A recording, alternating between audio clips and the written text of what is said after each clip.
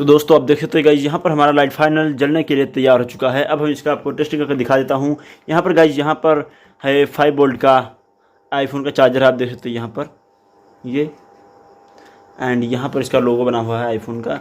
और गाइज जब हम इसका आपको टेस्ट करके दिखा देता हूँ, यहाँ पर गाइज एक बटन लगा हुआ है जो कि बटन दबाने पर ये यहाँ से चालू होगा। और आप इसको पावर बैंक की सहायता से चला सकते हो एंड बैटरी से भी चला सकते हो, या फिर चाहे गाइस तो अपने मोबाइल से भी इसको चला सकते हो। वीडियो बनाने समय आपके पास अगर लाइट नहीं है या फिर चली जाती है तो इमरजेंसी के लिए आप इसके वीडियो बना सकते हो, या फिर गाइस आप इसको पढ़ाई के लिए भी यूज़ कर सकते हो। बहुत ज़्यादा आपके लिए काम की होने वाली ये चीज़ें, ये जुगाड़ से जो बनाया चीज़ें। तो चलिए गाइस एक बार इसको टेस्टिंग करके दिखा देता हूँ।